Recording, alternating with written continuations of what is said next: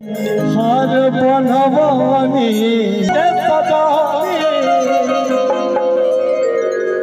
किस्मरा के सौसे दुकान ले बुकारो किस्मरा के सौसे दुकान ले बुकारो बोलो हमर सुगनी परान ले बुकारो कि झुमका झुलनी चूड़ी कंगन हार बनवानी ऊपर से नीचा वाले तोहके सजवानी से नीचा वाले तोहके सजवानी सोनारा के सौसे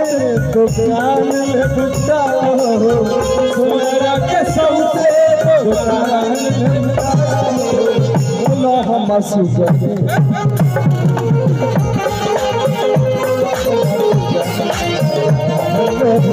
कहे खिसियाए जान में पुकारो कहे खिसियाए जान में पुकारो बोलो हम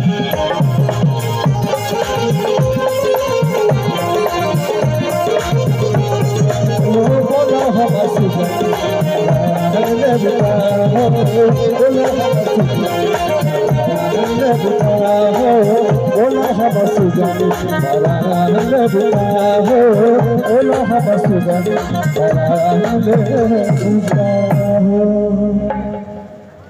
जी।